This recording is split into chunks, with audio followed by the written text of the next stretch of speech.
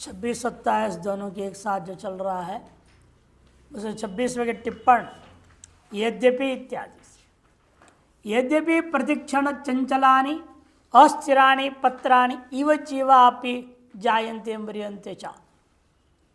दोनों में सादृश्यता इसलिए भी है, पेड़ के पत्ते, पीपल के पेड़ के पत्ते सदा हिलते रहते हैं, अस्थिर है। उसी प्रकार से संसार में भी जीव अस्थिर है, जन्मता है मरता है, जन्मता है मरते रहता है। लेकिन संसार वृक्ष स्थिर है। पेड़ में भी पेड़ स्थिर है, पत्ते अस्थिर है, इसलिए उसको यह दृष्टांत बनाया गया है। इसलिए यद्यपि प्रतिक्षण चंचल भी है, अस्थिर भी है, सारे पत्ते उसके समान जीव भी यहाँ पर है, जायन्ते म्रियन्ते च। तथापि वृक्षस्थानीय संसारापि स्थिर, फिर भी वृक्षस्थानीय जो संसार है वो जीवापेक्षा स्थिर है। क्यों स्थिर है? चिरकाल स्थायित्वाद अश्वत्थ रूपेण हम उपास्य, चिरकाल स्थायी होने के कारण से। इसलिए वृक्षों में अश्वत्थ वृक्ष रूपेण मैं आत्मा परमात्मा उपास्य हूँ। ऋषयो मंत्रदृष्टार तेषोपि ये देवत्वं प्राप्ता ते देवर्षयः देवर्षिणांच नारदः। उस पर बोल रहे हैं, ऋषि किन्हें कहते हैं? जो मंत्र के दृष्टा है। उनमें भी जो देवत्व को प्राप्त कर लिए उन्हें कहा जाता है देवर्षि। उन देवर्षियों में से तेषां मध्ये अहम नारद, मुझे नारद रूपेण उपासना करो। क्यों? नरे भवम नारम, नारद क्यों कहते हैं उन्हें? नरे भवम नारम माने अज्ञानम। हम सब में क्या है? मुख्य वस्तु एक है, वो है अज्ञान। उसको तम अवद्यति खंडयति नारद, दो अवखंडने धातु है। उसकी जो खंडन करता है, काट देता है, नाश कर देता है, इसे उसका नाम है क्या है? वो ब्रह्म विद्या, ब्रह्म ज्ञान, उसका नाम नारद। पर ब्रह्म ज्ञानम एव, कि पर ब्रह्म ज्ञान से अज्ञान नष्ट होना है। इसे नारद शब्द का वास्तविक अर्थ है पर ब्रह्म ज्ञान। तस्मात् माम नारद रूपेण उपासनीयम, इसलिए ही मुझको उस नारद रूपेण ब्रह्म ज्ञान स्वरूप मानते हुए उपासना करनी चाहिए। गंधर्वाणाम गानधर्मिणाम मध्ये ये देवगायकाः भवन्ति तेषामपि मध्ये चित्ररथ रूपेण ध्येयोऽहम्। गायन करने के स्वभाव वाले जो है मनुष्यों में भी है, सभी योनियों में है गायन करने के स्वभाव, है ये नहीं?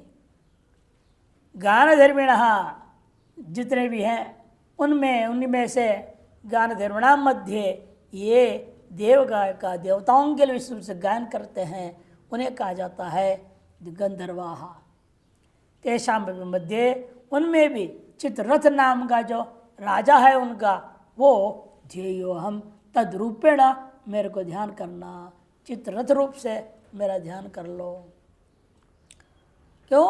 क्योंकि गंधर्वाणाम राजत्वात्, क्योंकि वे गंधर्वों का राजा है, इसलिए गंधर्वाणाम राजत्वात्।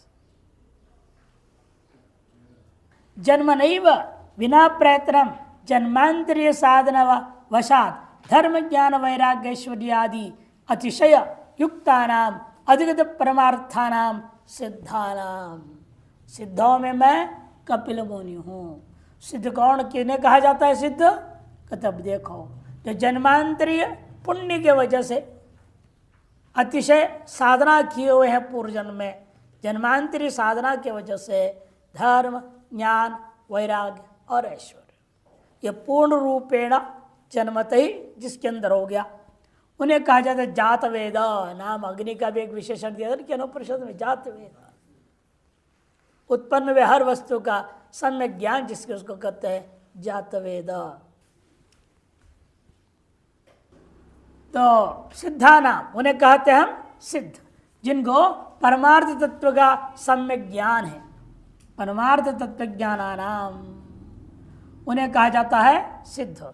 उन सिद्धों में से मध्य कपिलो मुनिरहम।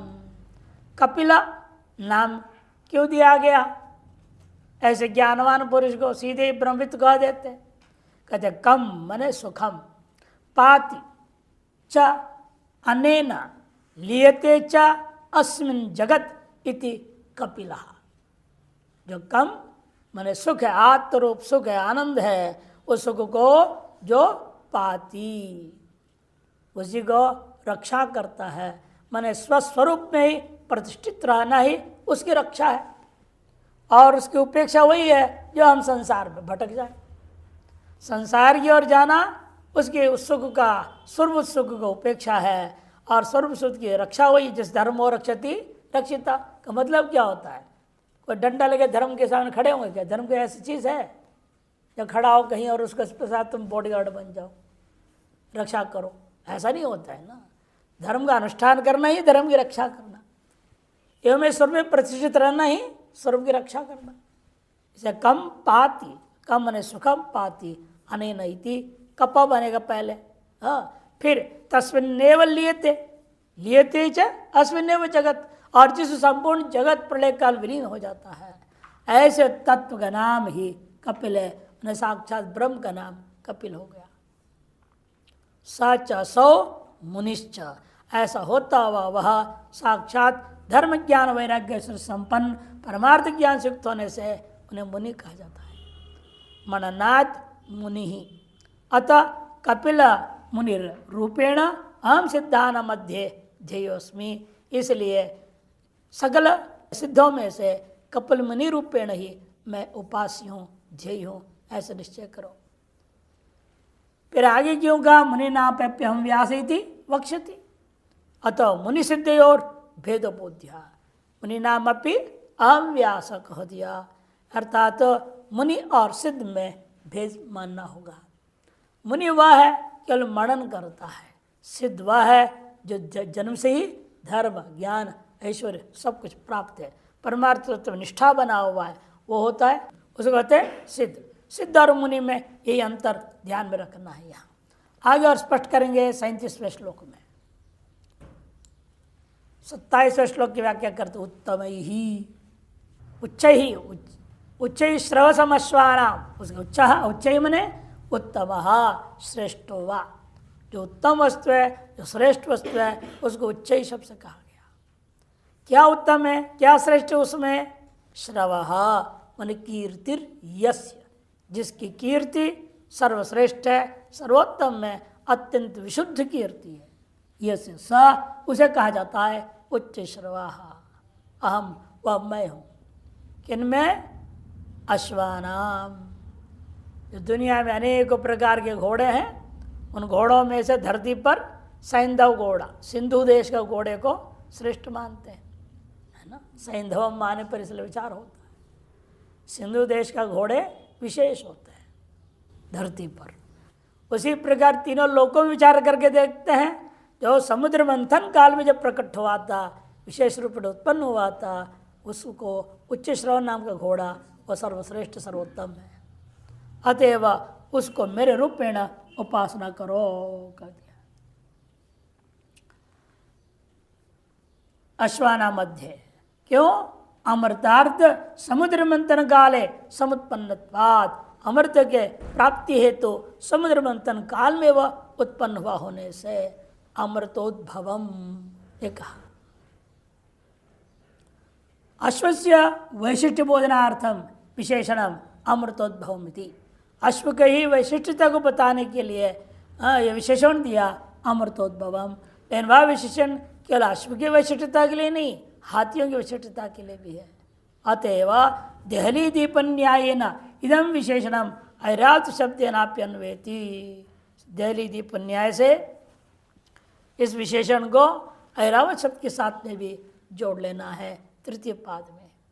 अतएव अमृत मंथन काले समुत्पन्नत्वादेव, माने अमृत मंथन काल में सम्यक प्रकार उत्पन्न होने के कारण से गजेंद्राणाम मध्य, हाथियों में उन हाथियों का जो राजा है उनको कहेंगे गजेंद्र। ऐसे सैकड़ों राजा है तीनों लोकों में, उनमें से उन सभी राजा हाथी के राजाओं में से भी जो गजेंद्र है, अहम में एव ऐरावत रूपेण, ऐरावत रूपेण गजेंद्र है जो, वो मेरा विशिष्ट स्वरूप समझो। तद रूपेण उपास्य अस्मि, अतः ऐरावत रूपेण मैं उपास्य हूँ। नराणाम मध्य नराधिपम, और नरों में मनुष्यों में श्रेष्ठ कौन है? जो राजा होता है। जो आजकल के राजा नहीं लेना, जो आजकल के राजा तो वोट से जीत के आते हैं ना, संख्या के आधार पर आते हैं, ताकत पे नहीं होता है, झूठ छल कपट के आधार पर आ जाते हैं, इसलिए इनको नहीं माना जा सकता। राजा वह है जो शौर्य युक्त बल पे आधार पर, तेज के आधार पर, अपने जो राजनीति की कुशलता के आधार पर जो पद पर बैठता है और पूरे प्रजाओं का रंजन करता है, इसलिए उसका नाम राजा। रंजनात् राजा। प्रजा रंजन होना चाहिए, प्रजा शोषक नहीं होने चाहिए। आजकल सर्वत्र प्रजा शोषक ही दिख रहे हैं, अतः इनमें नहीं माना चाहिए। ये सब असुर के वंशज है, रावण वंशज आजकल सब जगह कई राष्ट्रपति कई प्रधानमंत्री बन रहे हैं, ये सब रावण और कालनेमी आदि के वंशज मानना पड़े। इसे बड़े नौटंकी करते हैं।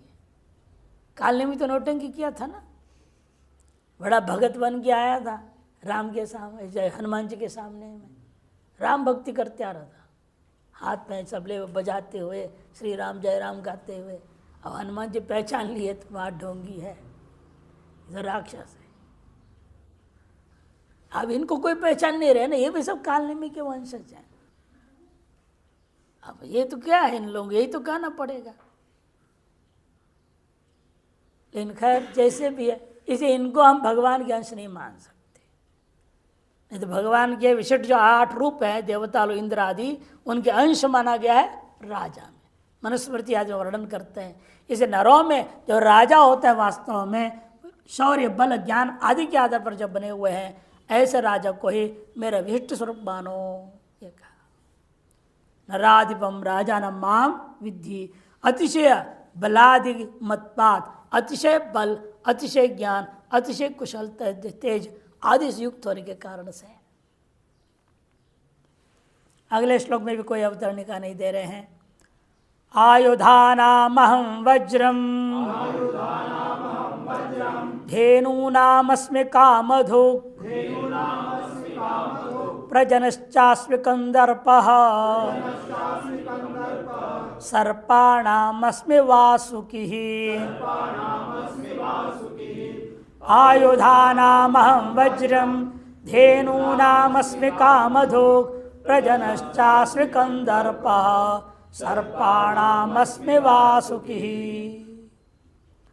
आयुधों में अनेक प्रकार के आयुध है।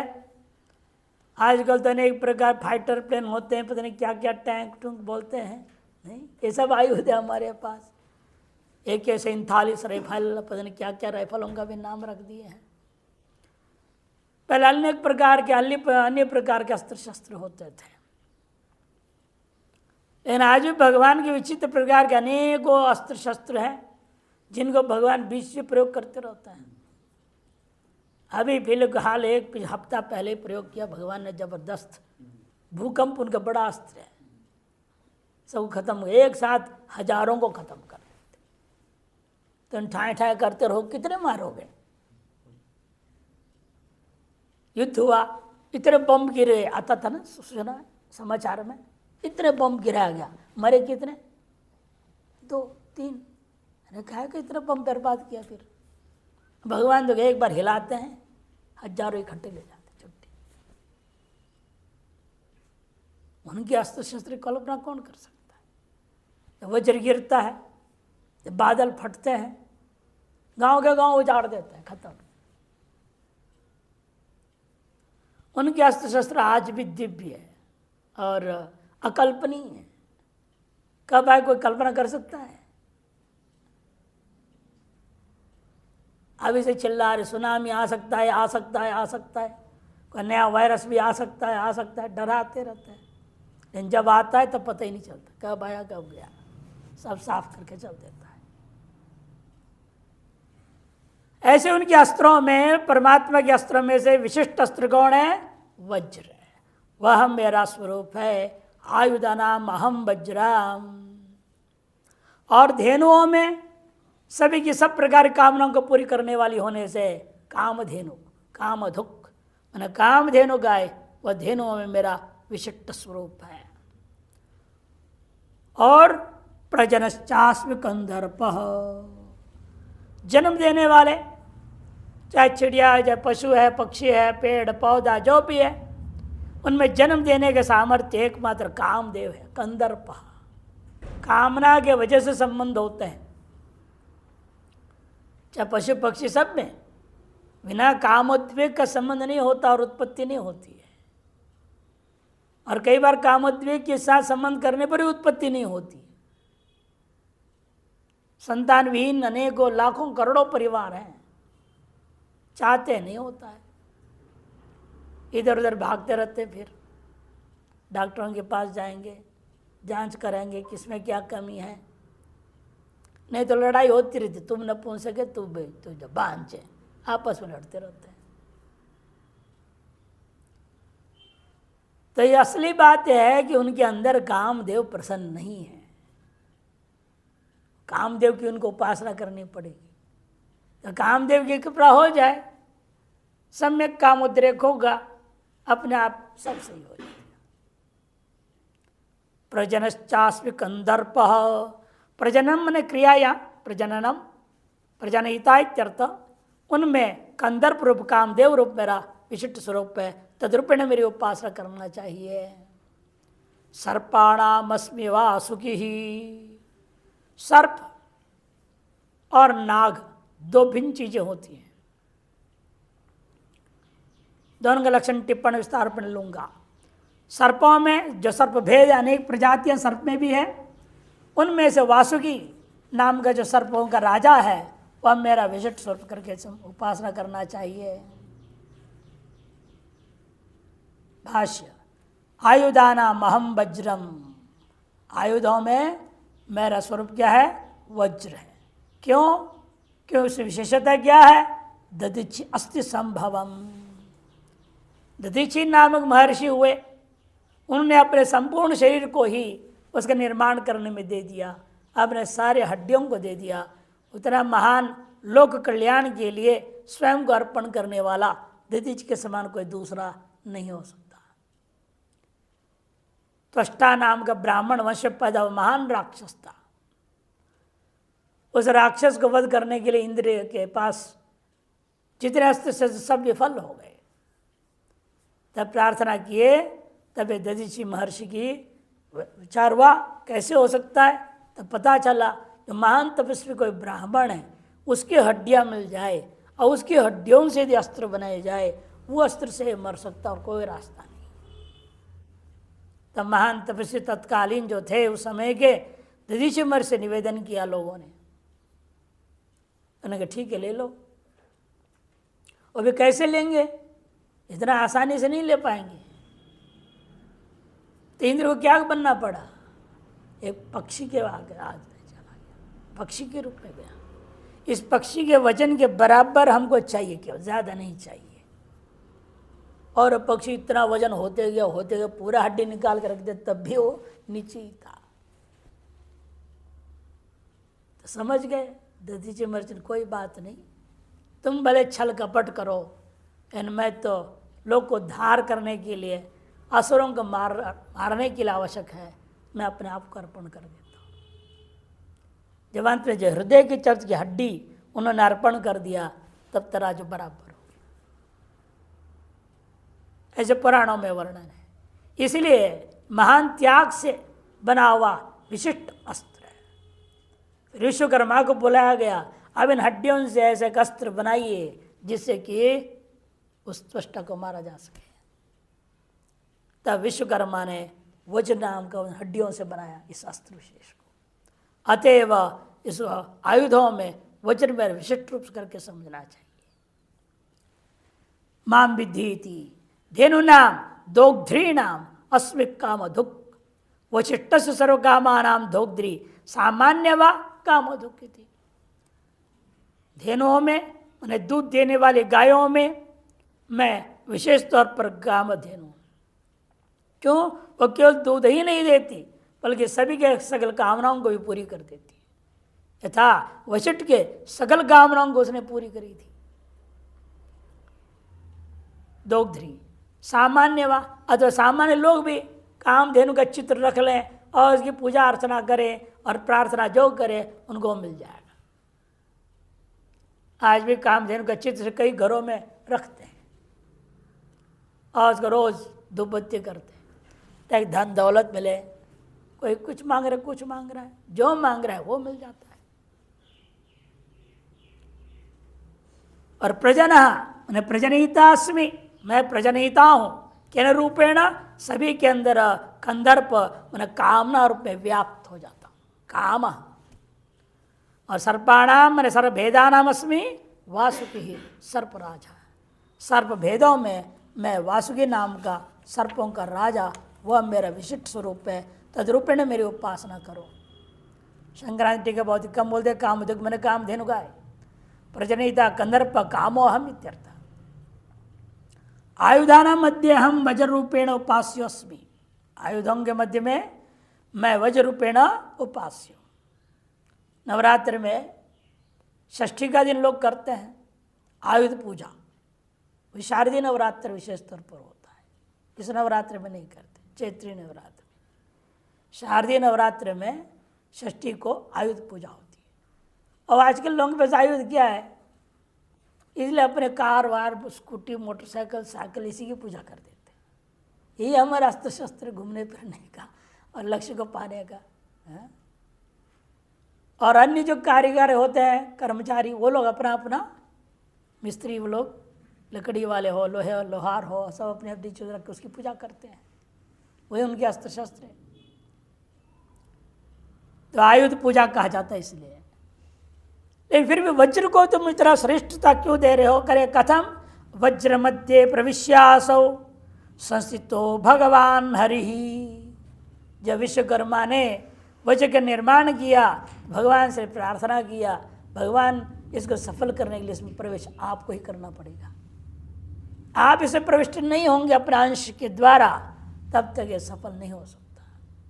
इसलिए भगवान स्वयं उसमें प्रवेश कर गए। श्रीमद् भागवत कथा में आता है 6, 11, 20 और दिव्य भागवत में भी आया है 6, 6, 53 में। वज्र मध्य प्रविश्यासौ संस्थितो भगवान हरि। असौ भगवान हरि वज्र मध्य संस्थितो अस्ति इत्युक्तत्वात्। दधीच महर्षिर स्वस्य दान फल रूपत्वाच्च। और दधीच महर्षि का अपने संपूर्ण शरीर को ही दान रूपेण प्रदान किए थे, तत्फल स्वरूप उत्पन्न होने के कारण से भी यह श्रेष्ठ है। धेनुना मध्य हम कामधुक् कामान दोग्धि इति व्युत्पत्ति, सकल कामनाओं को दोहन कर देने वाली है, इसका नाम इसलिए कामधुक् पड़ा। सर्व काम दोग्धृत्वात् अहम कामधेनु रूपेण उपास्योस्मि। सकल कामनाओं का दोहन कर देने वाली होने से कामधेनु रूपेण मैं परमात्मा उपासना करने योग्य हूँ। समुद्र न शुद्र हो गया है। समुद्र मंथन काले समुद्भूतत्वाच्च, और समुद्र मंथन काल में समुद्भूत होने के नाते भी वह कामधेनु श्रेष्ठ माना जाएगा। ये भी समुद्र का जो अमृत मंथन काल में उत्पन्न हो 14 रत्नों में से एक रत्न है कामधेनु। प्रजन पुत्रोत्पत्त्यर्थम प्रजात्पत्ति हेतुर्वा प्रजनीता यो धर्म अवरुद्ध च काम सोहम अस्मि। पुत्रोत्पत्ति के लिए प्रजा की उत्पत्ति हेतु जो प्रजनयिता है वह भी कैसे प्रजनन कर रहा है? धर्म अविरुद्ध हो। इसे पूर्व में भी कह चुके हैं, धर्म अविरुद्ध कामो अस्मि। धर्म के अविरुद्ध कामना का स्वरूप मेरा स्वरूप है। धर्म अविरुद्ध का मतलब क्या होता है? पैदा तो सभी कर रहे हैं, लेकिन सभी धर्म के विरुद्ध ही पैदा कर रहे हैं। धर्म के अविरुद्ध पैदा आजकल अधिकतर पशुओं में ही देखने को मिलेगा। वो भी सभी पशुओं में नहीं, अधिकतर पशुओं में लेकिन है। भगवान ने सबके लिए व्यवस्था दिया। कौन सी सीजन बोलते हैं ना, किस समय किसने संबंध करना है। पशुओं में आज भी वो चलता है, जब चाहे तब करो। मनुष्यों में ही बिगड़ा हुआ है सबसे ज़्यादा। गर्भाधान संस्कार के लिए मुहूर्त देखना चाहिए। लड़का लड़की दोनों के घात चक्र, पति पत्नी अपने घात चक्र देखें और गर्भाधान किन नक्षत्रों में करना है निमय उनको देख लें और तालमेल कर लें। भाई हमारे घात नक्षत्र नहीं, घात वार नहीं, घात तिथि नहीं है, घात प्रहर नहीं है, घात का विरोधी ऐसे जो भी हैं वो सब देख लो, समझ लो अच्छी तरह से। फिर जिस दिन रात को संबंध करना है उस रात के तीसरे और चौथे प्रहर में वह नक्षत्र होनी चाहिए, वह तिथि होना चाहिए, वह वार होना चाहिए, सारी चीज़ घट रहा हो तो संबंध करके बीज बोना है। उसका नाम गर्भाधान संस्कार है। उस प्रकार से पैदा करना ही धर्म के अविरुद्ध पैदा करना, नहीं तो धर्म के विरुद्ध पैदा कर रहे हैं। और भूल चूक से तुक्केबाजी में आदमी पति पत्नी संबंध किए और सही मुहूर्त था, तो तुक्केबाजी वाली बात है ना, भाई चांस हो गया तो आप जैसे हम जैसे पैदा भी हो जाते हैं, नहीं तो सब असुर ही पैदा हो रहे हैं। हाय पैसा करके मर रहे हैं, दिन रात दौड़ में लगे हुए हैं, भागम भाग है, केवल भोग विलासता में लगे हुए हैं। इंद्रियों असुसु माने इंद्रियेषु तद विशेष रमन्ति इति असुरा, सब चार्वाक हैं। ऋणं कृत्वा घृतं पिबेत्। इसलिए आज के संसार में देखिए सब ऋणी है, ऋण ही लेके जी रहे हैं। मकान बनाना है ऋण लेंगे, जमीन खरीदना है ऋण लेंगे, हर चीज के लिए ऋण ऋण ऋण के बिना जी नहीं रहे। अब पैदा करने के लिए ऋण लेने लग गए। हाँ, प्रेगनेंसी लोन चालू हो गया, ये भी नया चालू कर दिया है। बिना लोन का कोई पैदा ही नहीं होगा। वैसे देश का जो कर्जा हो तो बात अलग है, जो भी इंसान पैदा हो रहा है उसके सर पर कर्जा है। इतना कर्जा ले रखा है देश, हर व्यक्ति पर है। यह अनुचित तरीका है, अधर्म है, धर्म के अनुरूप उत्पत्ति नहीं है। इसे धर्म अविरुद्ध कामो अस्मि का है।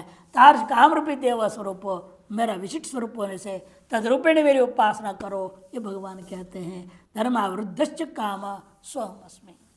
चकार स्तुवर्ते, चकार क्यों आया बीच में? तू अर्थ में। रति मात्र है तो काम व्यावृत्त्यर्थम, केवल रति मात्र मैंने कामना, केवल भोग की इच्छा मात्र से जो पति पति संबंध करते हैं उसको व्यावर्तन करने के लिए, उसे अलग करने के लिए विशेषण चौक के द्वारा कह दिया गया। सर्पा नागेभ्यो अपकृष्टा एक शिरस्का सविशा इति केचित्। कुछ लोगों ने कहा नागों से निकृष्ट कोटि के हैं वो, और एक सिर वाले होते हैं, अनेक सिर वाले नहीं होते, जहरीले होते हैं, ऐसे किसने ने सर्प का लक्षण किया। इति केचित् तन्ना, यानी शास्त्रीय लक्षण नहीं है। शास्त्र में क्या कहा गया? फिर क्यों? सुरसा सुता सर्पा। शास्त्रीय लक्षण क्या है? सुरसा नाम की थी, उसके जो संतान है उसका नाम सर्प है।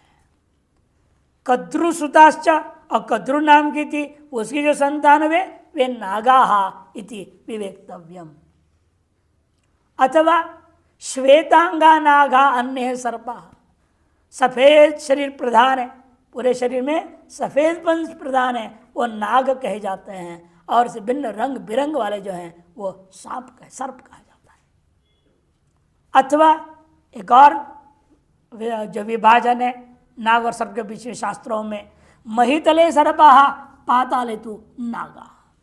इस पृथ्वी के ऊपर क्या होते हैं? सर्प होते हैं, और पाताल में ही उसका में अंतर्गत एक नागलोक है, वही नाग होते हैं, वो धरती पर होते ही नहीं है। इति परस्पर भेद बोधक वचना भागवते पंचम स्कंदे द्रष्टव्या। इस प्रकार परस्पर भेद बोधक वचन भगवान ने जब सूर्य सृष्टि की उत्पत्ति का वर्णन किया है 5वां स्कंद में, वहां पर आप देख सकते हैं भागवत में। सर्पाणाम मध्य हम वासुकी समुद्र मंथन उपयुक्तत्वात्। अतः सर्पों के मध्य में मैं वासुकी कर से कह रहा हूँ। कारण यह है समुद्र मंथन के लिए वही बीज का रस्सी के रूप में आया था, उसका उपयोग किए थे। स्वयं भगवान भी नीचे क्या हो गए थे, कच्छप हो गए, और उस पर क्या किया, मंदराचल पर्वत को रख के बिठा दिया, वो मथनी हो गया। लेकिन मथनी को खींचने रस्सी चाहिए ना, बहुत लंबा रस्सी चाहिए। उधर देवता लोग खींचेंगे, उधर असुर लोग खींच रहे हैं, चाहिए बड़ा। इसलिए वासुकी से निवेदन किया, तो वासुकी नाग स्वयं वहां पर सर्प जो है रस्सी के रूप में बीच में रहा। अतिव श्रेष्ठ समुद्र मंथन का एक कारण हो जाने के कारण से उसको श्रेष्ठ माना गया है। समुद्र मंथने उपयुक्तत्वात् सर्पाश्च नागाश्च जाति भेदाद भिद्यन्ते। सर्प और नाग अनेक प्रकार जाति जो वर्णन किए 84 लाख योनियां, उनमें से 2 भिन्न भिन्न योनि के स्वरूप होने के कारण से भी जाति भेद से भी उनको भिन्न मानना पड़ेगा। आकार भेद आदि से नहीं, रंग भेद से नहीं, क्योंकि जैसे हम सब मनुष्य हैं, इन फिर भी हम लोग की परस्पर जाति भिन्न है। कोई ब्राह्मण है, कोई क्षत्रिय, कोई वैश्य, कोई शूद्र है, ऐसे माना गया है, व्यवस्था है। तथा सर्पों में भी समझनी चाहिए। अनंतश्चास्मि नागानां वरुणो यादसामहं पितॄणाम् अर्यमा चास्मि यमः संयमतामहम्। अनंतश्चास्मि नागानां वरुणो यादसामहं पितॄणाम् अर्यमा चास्मि यमः संयमतामहम्। नागों में मैं अनंत नाम से प्रसिद्ध हूँ। क्यों यह नागों में अनंत नाम का नाग जो है क्यों श्रेष्ठ है, उपास्य है, परमात्म रूप में उपासना करने योग्य है, ध्यान करने योग्य है? कारण है वह विष्णु का शयन है, शायिका है। विष्णु भगवान अनंत नाग के नाम के नाग के ऊपर ही सोए रहते, लेट जाते हैं, विश्राम करते हैं, इसलिए वह श्रेष्ठ हो गया। और यादसाम जल संबंधी देवता, तत्संबंधी जलचरों के संबंधी, उन सब का जो राजा है, देवताओं का भी जो राजा है वरुण देवता, वह मेरा विशिष्ट स्वरूप, उसको मेरे रूपेण उपासना करो। पितृदेवताओं में प्रमुख रूपेण 27 है, उनमें से आर्यमा नाम का उनका जो राजा है वह मेरा विशिष्ट स्वरूप है, तदरूपेण मेरी उपासना करो। संयमताम धर्म आदर पुण्य पाप का फल देते हुए दंड और कृपा करने वाले यमराज जी हैं, और यम रूपेण मेरी उपासना कर लेना। अनंतश्चास्मि नागानाम नाग विशेषाणाम नागराजश्चास्मि। नाग विशेषों में जो अनंत नाम का नागराज, नागों का राजा है, वह मेरा विशिष्ट स्वरूप है, तद्रूपेण मेरी उपासना करो। वरुणो यादसामहम। अब देवता नाम राजा, जलीय जितने देवता है, जलीय हर एक जलचर में भी अपने अपने उनके अलग अलग देवता हैं। मछली, मगरमच्छ, तिमिंगल है ना, तिमिंगिल, गिल ऐसा भी है। तिमी को खाने वाला तिमिंगिला, तिमिंगिल को भी खा जाए तिमिंगिल, ऐसे व्याकरण में बनाया है। ऐसे जो है आजकल तो मनुष्य तिमिंगिला हो गया है, सब तिमी को खा रहे हैं, सब प्रकार के मछली खा जाते हैं। ये जलचर की बात कह रहे हैं, उनके हर एक योनि के जो राजा हैं, उन सभी राजाओं पर जो राज करने वाला वरुण देवता, वो मेरा विशिष्ट स्वरूप है। और पितरों में पितृनाम अर्यमा नाम पितृराजस्वी, पितृ देवताओं का जो राजा है अर्यमा, वह मेरा विशिष्ट स्वरूप है। यमः संयमताम संयमनम कुर्वताम अहम। संयम करता हुआ जो लोग हैं उनमें से मैं यमराज जी हूँ, क्योंकि वह बिना राग द्वेष का सबको दंड और कृपा करते रहते हैं। देखिए अनंत इति संक्रांति टीका में कह रहे हैं, नागानाम मध्य अनंता शेषो अहम। शेषनाग भी बोलते हैं उनको, अनंत नाम से भी कहते हैं, शेषनाम से भी कहते हैं।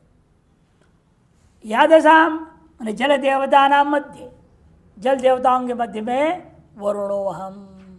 संयमताम दुष्ट निग्रहताम, दुष्टों को निग्रह करता हुआ रहने वाले विशिष्ट देवताओं में से यमराज मेरा विशिष्ट स्वरूप है।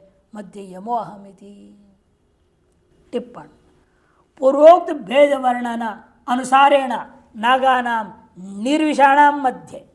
पूर्वोक्त भेद वर्णन के अनुसार कुछ लोग जो माना है सर्प कहते हैं जो जहरीले हैं, जो नाग उसे कहते हैं जिनमें कोई जहर नहीं, अथवा नाग सफेद शरीर वाला है, बाकी रंग बिरंग वाला सर्प इत्यादि जो भी भेद का लक्षण पूर्व में वर्णन किया है पूर्व टिप्पण में, उसके अनुसार समझ लें। मध्य तेषाम राजा, उन नागों का जो राजा है, अनंतश्च शेषाख्यो, शेष नाम से जो प्रसिद्ध है, विष्णु शय्यात्मकत्वात्, तो भी वो श्रेष्ठ क्यों है? केवल राजा होने से भी नहीं, किंतु विष्णु का शय्या वो बन गया, इस वजह से श्रेष्ठ हो। तस्मात् तद्रूपेण हम ध्येयोस्मि, इसे तद्रूपेण मैं ध्येय हूँ। यादसाम जलचराणाम, जल देवतानाम व राजा, जलचरों के या जलीय जो देवता हैं, विभिन्न जलचरों का अपना अलग अलग अभिमानी देवता हैं, उन देवताओं का भी जो राजा है वह वरुणो अहम अस्मि, वरुण हूँ। इसलिए तस्मात् तद्रूपेण हम ध्येयोस्मि, तद्रूपेण मुझ परमात्मा का ध्यान चिंतन मनन करना चाहिए। पितॄणाम मध्य तेषाम राजा अर्यमा नाम अहम अस्मि। पितृदेवताओं में जो उन लोगों का जो राजा है अर्यमा नाम का, वह मेरा विशिष्ट स्वरूप है। इसलिए तस्मात् तद्रूपेण उपास्य अस्मि। संयमता सम्यक नियमनम कुर्वता, सम्यक प्रकार से नियमन कर रहा है। कैसे नियमन करता है?